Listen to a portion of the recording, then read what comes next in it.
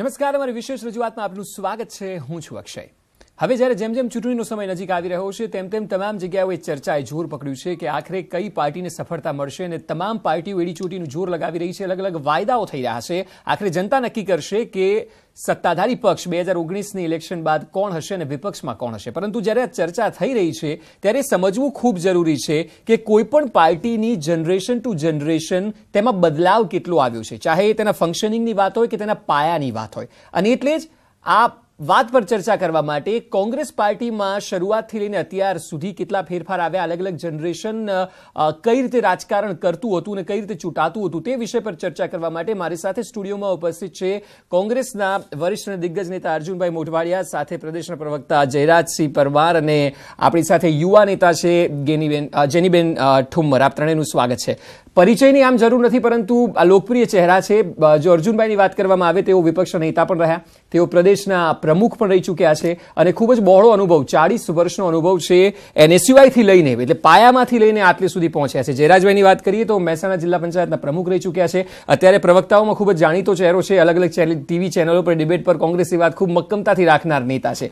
સાથે જો જેનીબેનની વાત કરવામાં આવે તેઓને રાજકારણના 5 વર્ષ થયા છે અને યુવા નેતા તરીકે ખૂબ જ યુવાઓ પર પ્રભુત્વ ધરાવે છે અને એટલે કોંગ્રેસની યુવાઓની કમાન તેમને અમરેલીમાં અને પ્રદેશમાં સોંપવામાં આવી છે. અર્જુનભાઈ, શરૂઆત આપનાથી કરીએ. 40 વર્ષનો અનુભવ છે. આ રાજકારણ 40 વર્ષમાં અનેક ઉતાર ચઢાવ વાળું આપે જોયું હશે. પહેલાનો અનુભવ અને અત્યારનું રાજકારણ કેટલું બદલાયું છે? જે જૂનું રાજકારણ રાજ્ય કક્ષાનું હતું એનું તો બહુ મને એટલો બધો અનુભવ નથી, પણ જે સાંભળું છું એ વાત કરું છું. કારણ કે મેં 2002 પછી જ હું ધારાસભામાં આવ્યો, વિપક્ષનો નેતા બન્યો પહેલા વર્ષે જ, અને પછી પ્રદેશ અધ્યક્ષ બન્યો. આ સમયગાળો અને એની પહેલાંનો સમયગાળો, એમાં આસમાન જમીનનો ફરક આવ્યો. જ્યારથી ભારતીય જનતા પાર્ટીનો જન્મ થયો રાજનીતિમાં, એના પછી અસહિષ્ણુતા આવી, ભાષાનો વિવેક સંપૂર્ણપણે ગયો, આમાન્ય એકબીજા પ્રત્યેની ગઈ, જે સંસદીય પ્રણાલીઓ હતી એને બધી જ નેવે મૂકવામાં આવી અને બધા જ સામેના બધા જ અપવિત્ર અને અમારામાં આવી જાય એટલે અમે ગંગાજળ છાંટીએ અને પવિત્ર થઈ જાય. આ વાતાવરણ હું માનું છું કે 2002 પછી વ્યાપક પ્રમાણમાં ગુજરાતમાં અને છેલ્લા 5 વર્ષમાં આખા દેશમાં આવ્યું. બીજું, પહેલાં એવું હતું કે નાનકડી પણ તમને આરોપ લાગે તો લોકો રાજીનામું આપી દે. બિલકુલ. અને એ ઘટના વારંવાર બનેલી છે. અમારે ગયા વખતે જે વિવેક બંસલ ચંદીગઢના સાંસદ રેલવે મંત્રી હતા, એમના ભાણેજ ઉપર એક આરોપ લાગ્યો એટલે રેલવે મંત્રીનું આ રાજીનામું લેવાયું. ક્યારેય રેલવે મંત્રી ઉપર પવન બંસલ એના ઉપર ક્યારેય આરોપ નહોતો મુકાયો અને છતાં રાજીનામું લેવાયું. જેના ઉપર અમારા જે યુપીએની સરકારની અંદર જેના ઉપર પણ આરોપ મુકાયા, અશ્વિની કુમારથી માંડીને બધા, ક્યાંક બોલવામાં ભૂલ થાય તો પણ ક્યાંક રાજીનામું આપવું પડે એવી પરિસ્થિતિ કોંગ્રેસમાં હતી. હવે આજે મને જો કહેવામાં આવે કે અમારા જયરાજસિંહભાઈના ઉપર એક આરોપ છે એટલે એમને ટિકિટ નહીં આપવી અને એમને કોઈ જગ્યાએ હોદ્દા ઉપર નહીં રાખવા, તો મારો અંતરાત્મા અંદરથી બળવો કરીને ના પાડે કે ભાઈ હું એને ઠપકો આપીશ. પણ જો ભારતીય જનતા પાર્ટીની અંદર ખુદ પ્રાઇમ મિનિસ્ટર ઉપર આરોપ લાગતા હોય અને છતાં ચાલુ રહેતા હોય અને એની વિરુદ્ધના ડોક્યુમેન્ટરી એવિડન્સ સુપ્રીમ કોર્ટમાં જે રજૂ કરવામાં આવ્યા હોય રાફેલ મુદ્દામાં, તો એના એડવોકેટ જનરલે એમ કીધું હોય કે સાહેબ આ કાગળો બહાર નહીં આવવા દો. જે આવી ગયેલા છે અને જેને બહાર લઈ આવ્યા છે ભ્રષ્ટાચારને એને બહાર લઈ આવો. જે માણસ 5 વર્ષ જેલમાં રહ્યો હોય, તડીપાર થયા હોય ને રાષ્ટ્રીય અધ્યક્ષ બની ગયા હોય. એટલે અર્જુનભાઈ, આ ભાજપની તો આપણે વાત કરીશું જ, કારણ કે આપ કોંગ્રેસ પક્ષ છો એટલે વાત મૂકશો, પરંતુ આ 40 વર્ષમાં જે કોંગ્રેસનું ફોર્મેશન છે અથવા તો જે પદ્ધતિ છે તેમાં કેટલા મોટા ફેરફાર આપે જોયા છે 40 વર્ષ પહેલાનું કોંગ્રેસ અને અત્યારનું કોંગ્રેસ?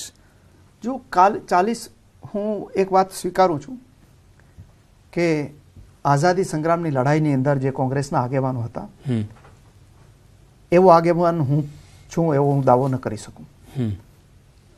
એ તો બધા અવતારી માણસો હતા એમ કહીએ. આજના રાજનીતિમાં પડેલા લોકોના પ્રમાણમાં અવતારી માણસો હતા બધા.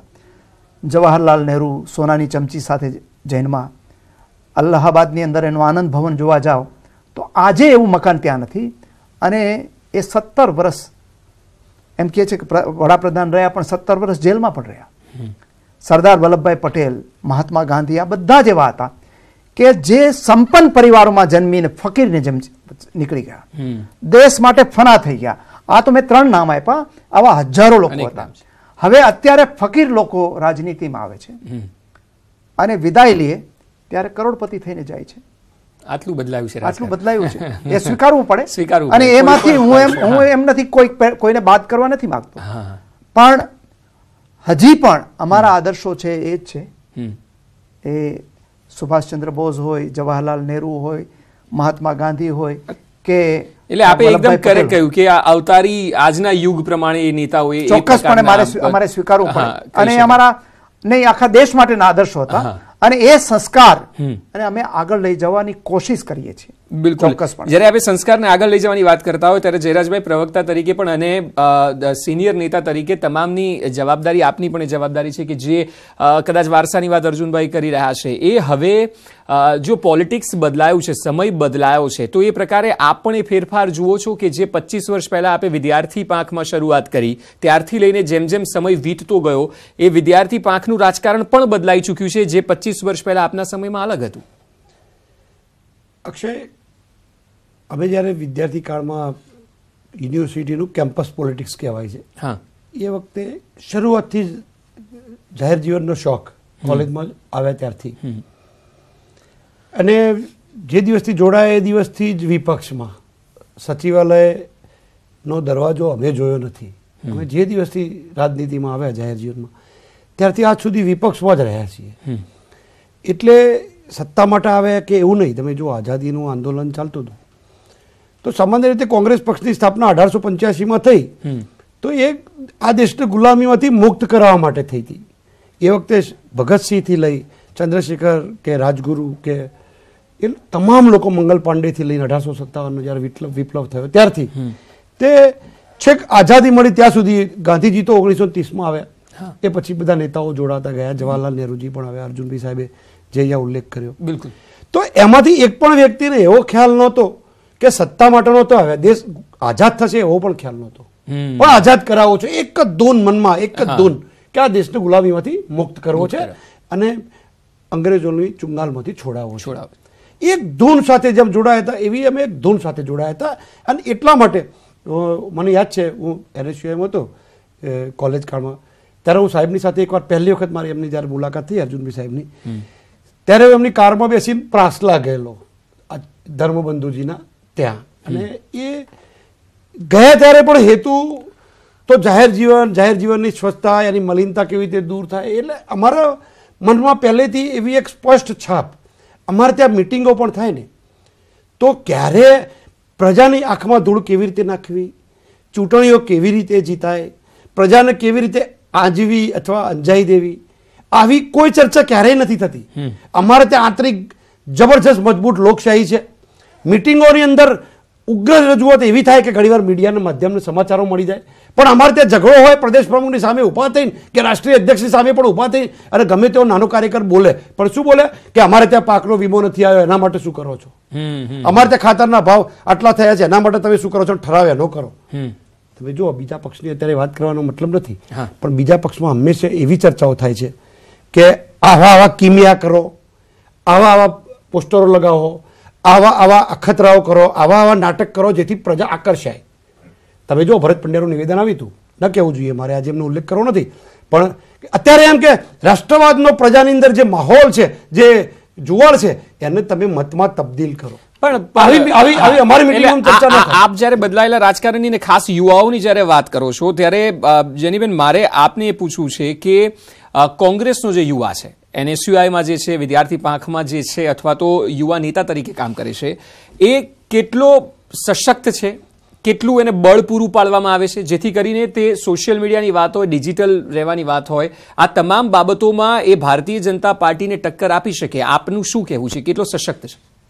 સૌપ્રથમ તો આપનો જે આ કાર્યક્રમ છે 3 જનરેશન્સ ઓફ પોલિટિક્સ, એના માધ્યમથી અત્યારે પાર્ટીની કોંગ્રેસ પક્ષ તરફથી લાસ્ટ જનરેશન કદાચ આજે રિપ્રેઝેન્ટ કરી રહ્યા છો, એ લાસ્ટ જનરેશન તરીકે યુવાઓના માટે એના પ્લેટફોર્મ માટે બોલવાની જ્યારે તક મળી છે ત્યારે સૌપ્રથમ તો હું ખૂબ આનંદ અનુભવું છું. સાથે સાથે તમે જે યુવાઓની વાત કરી કે અત્યારે કેટલું પ્લેટફોર્મ મળી રહ્યું છે, તો અત્યારે એક યુવા તરીકે સક્રિય રાજકારણમાં હું પોતે અત્યારે કોંગ્રેસ પક્ષમાં જિલ્લા પંચાયતની ચૂંટાયેલી સભ્ય છું. 2015 થી 2018 સુધી જિલ્લા પંચાયતના પ્રમુખ બનવાનું પણ મને નેતૃત્વ કરવાનો મોકો મળ્યો, એના માટે પણ કોંગ્રેસ પક્ષની આભારી છું. પણ એના ઉપરથી હું કહેવા માંગુ છું કે અત્યારના રાજકારણમાં અત્યારના સમયમાં જે યુવાનોને તક મળવી જોઈએ એ કોંગ્રેસ પક્ષે 100% પૂરી પાડી છે. એ જ્યારે તમે કોઈ પણ જિલ્લા પંચાયત, અત્યારે ગુજરાતમાં મોટાભાગની જિલ્લા પંચાયતો કોંગ્રેસની છે, ત્યારે તમે કોઈ પણ જિલ્લા પંચાયતમાં જાઓ ને એના સભ્યોને જ્યારે તમે જુઓ ત્યારે એના ઉપરથી આપણને ખબર પડે કે જ્યારે પહેલા નેતૃત્વ કે કોઈ જિલ્લા પંચાયતના સભ્યો હોય કે એના પ્રમુખો હોય કે કોઈ સમિતિના ચેરમેન હોય તો એક આમ કન્સેપ્શન હતું એવું કે ધોળા માથા હોય, ધોળા વાળ હોય અને ત્યાં બિરાજમાન હોય. પણ ખૂબ આનંદની વાત છે કે એમાં પણ હું રાજીવ ગાંધીજીની આભારી છું કે જેમણે 33% મહિલા અનામતનો ખરડો પસાર કર્યો હતો. એનાથી પણ મને જિલ્લા પંચાયતના પ્રમુખ બનવાની તક મળી. આટલું મોટું નેતૃત્વ જ્યારે આપણે સંભાળતા હોઈએ અને એ યુવાનોના હાથમાં દેતા હોય એ પણ ખૂબ મોટી વાત છે. અત્યારે તમે અમારા પ્રદેશ પ્રમુખ જો અમિતભાઈ ચાવડા, એ પણ 40 થી 50 વચ્ચેની રેન્જ, જે યુવા કહેવાય.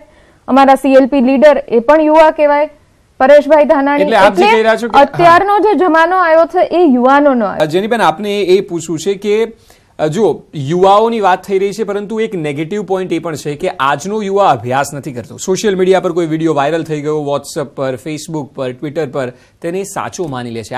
આપને લાગે છે કે જ્યારે સોશિયલ મીડિયા નહોતું ને આ જે પેઢી છે તે ખરેખર અભ્યાસ કરતી હતી ને આજે અભ્યાસ ક્યાંક ખૂટી રહ્યો છે, પક્ષ કોઈ પણ હોય?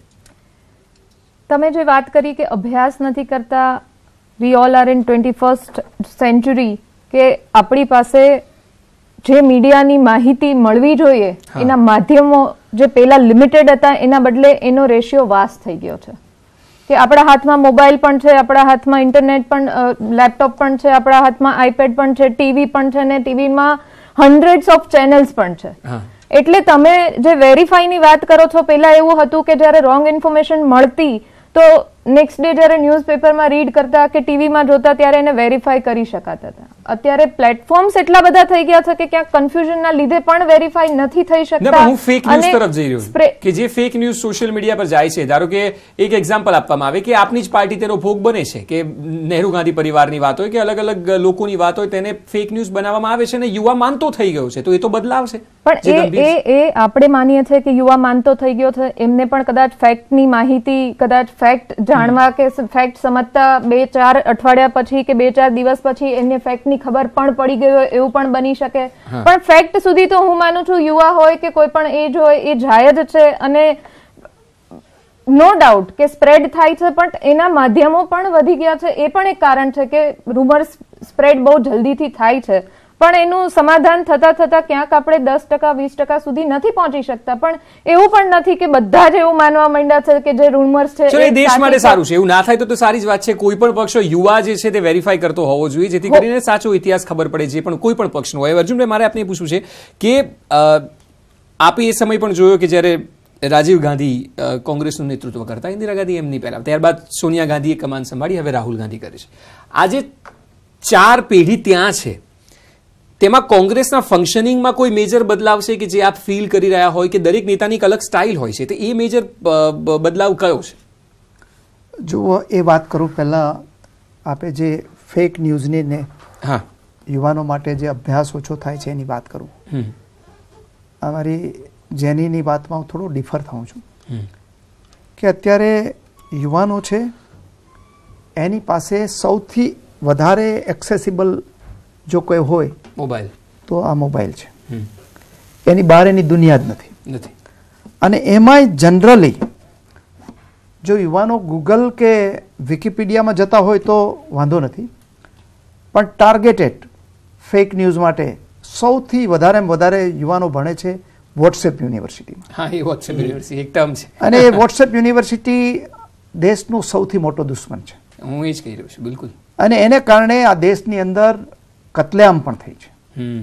ખોટા સમાચારો મોકલીને, એકબીજાની સામે ઉશ્કેરીને, એકબીજાની સામે ગાળાગાળી કરીને, અને એમાંથી યુવાનોએ ખાસ બહાર રહેવું જોઈએ. એને ખરેખર આ મોબાઈલની અંદર પણ ગૂગલ છે, ન્યૂઝ પોર્ટલ છે, વિકિપીડિયા છે, ઓથેન્ટિક માહિતી લેવી જોઈએ. ફેક ન્યૂઝની અંદર ભરોસો નહીં કરવો જોઈએ.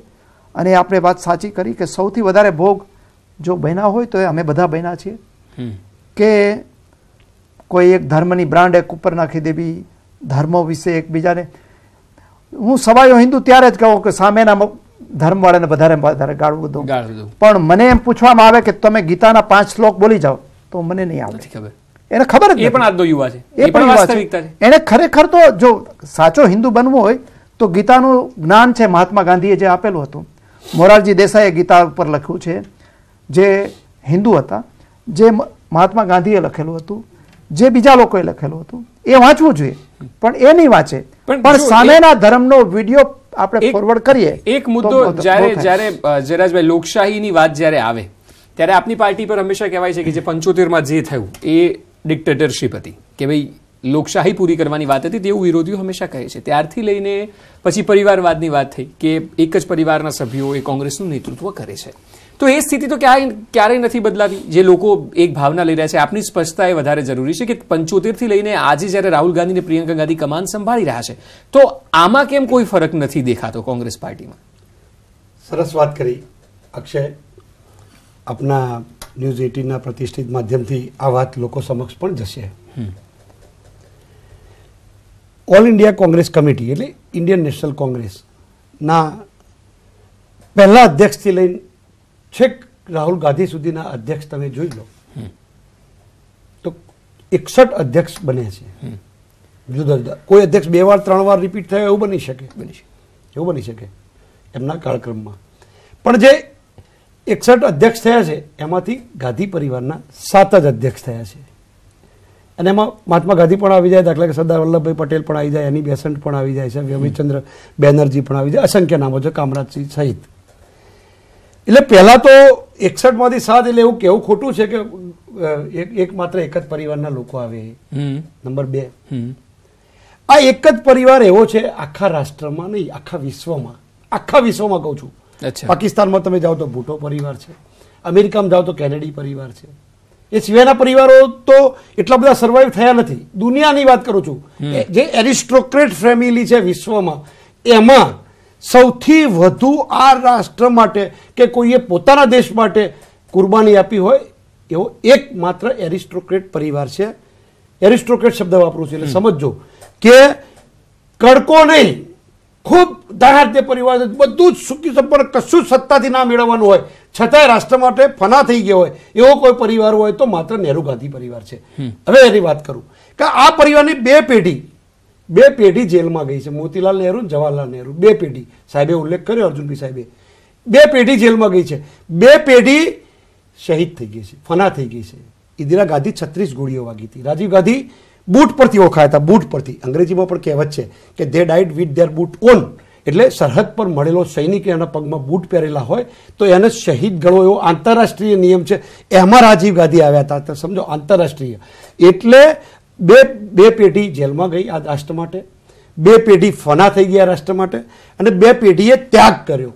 ત્યાગ કેમ કહું છું એ પણ સમજો કે જ્યારે સોનિયાજી 2004માં જ્યારે વાજપેયીની સરકાર પડી ગઈ, ફીલ ગુડ અને ઇન્ડિયા શાઇનિંગ પછી, એના પછી તમામ સહયોગી દળોએ પણ કહ્યું હતું, તમામ, માત્ર કોંગ્રેસના સાંસદો નહીં, સહયોગી દળોએ પણ કહ્યું હતું અક્ષય કે સોનિયાજી આપ પ્રધાનમંત્રી होना ही है आपको. हमने कहा नहीं, प्रधानमंत्री मैं नहीं बोलूंगी, डॉक्टर मनमोहन सिंह जी होंगे प्रधानमंत्री, अगले प्रधानमंत्री मनमोहन सिंह जी होंगे. આ વાત ધારી હોત તો એ વખતે રાત્રે 12 વાગે પણ સોગંદ વિધિ કરી શકે. એ જ હિસ્ટ્રી રિપીટ્સ. 2009માં ફરીથી પણ કોંગ્રેસની 2004 કરતા પણ વધુ સીટો આવી, સરકાર બની. રાત્રે 12 વાગે રાહુલ ગાંધી પણ વડાપ્રધાન થઈ શક્યા હોત. રાહુલ ગાંધી ઈચ્છે ત્યારે થઈ શકતા હતા. મનમોહનસિંહજીએ પણ કહ્યું, વચ્ચે નહીં રોકો, ખાલી વાત પૂરી કરું. મનમોહનસિંહજીએ પણ કહ્યું કે રાહુલ ગાંધી વડાપ્રધાન થાય, છતાં પણ રાહુલજીએ સસ્નેહ સવિવેક ના પાડી હતી કે ના, વડાપ્રધાન તો ડોક્ટર મનમોહનસિંહજી થશે. એટલે આ રાષ્ટ્ર માટે શું નથી આપ્યું મને. આપ જ્યારે મારે સમયનો અભાવ છે એટલે અર્જુનભાઈ આપને છેલ્લો સવાલ એ પૂછવો છે કે જ્યારે વાત પાર્ટીના કેડરની થઈ રહી છે, આપ જુઓ કે પક્ષ પલટો જે થઈ રહ્યો છે એ ઇલેક્શનના ટાઈમે થાય છે, આખી અલગ રાજકીય ઘટના છે, પરંતુ એ પણ જો કોંગ્રેસ પાર્ટીના ધારાસભ્યો જ કરી રહ્યા છે કે જે પ્રજાથી ચૂંટાયેલા છે, એટલે કેડર બેઝ પાર્ટીમાં તો ધારાસભ્યોમાં એ વાત હોવી જોઈએ કે કોઈ પણ પ્રલોભનની આપ વાત કરો, પરંતુ પ્રલોભન બાદ પણ જઈ તો રહ્યા છે. ચોક્કસપણે આમાં એક જ વાક્યમાં જયરાજભાઈની વાત પૂરી કરી દઉં છું. આપે જે કહ્યું 27 વર્ષથી નહેરુ ગાંધી પરિવારનો 28મું વર્ષ છે. નહેરુ ગાંધી પરિવારનો વડાપ્રધાન આજે 28 વર્ષથી નથી ગુજરાત દેશમાં. બીજી વાત આપે વાત કરી કે ધારાસભ્યો જાય છે. આ બધાની મૂળમાં કોણ છે?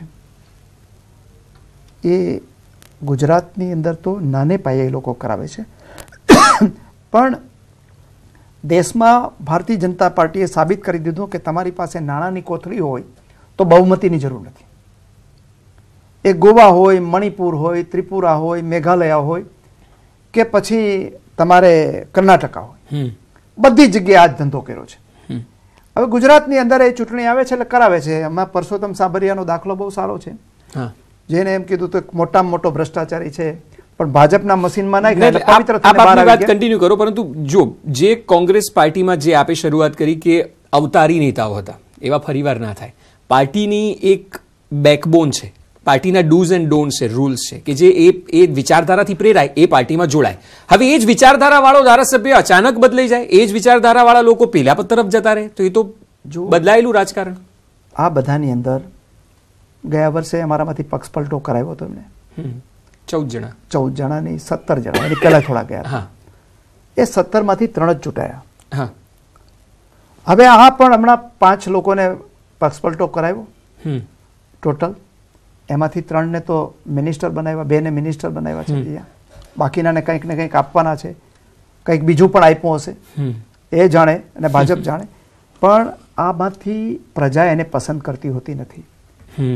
અને બનવા જોગ છે કે આટલા બધા લોકોની અંદર આ 21મી સદી છે, એમાંથી 2-5 લોકો આમથી તેમ થાય, પણ બીજા ઘણા છે. અમારા જયરાજસિંહ છે, આટલા વર્ષો થઈ ગયા, અમે ટિકિટ નથી આપી છતાં અહીંયા લડાઈ લડે છે. એવા કેટલાય લોકો છે, એવા લોકોથી પાર્ટી ચાલે છે.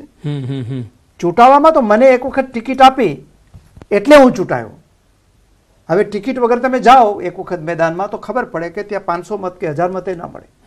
એટલે એવા લોકોથી પાર્ટી આવન જાવન થતી રહે છે.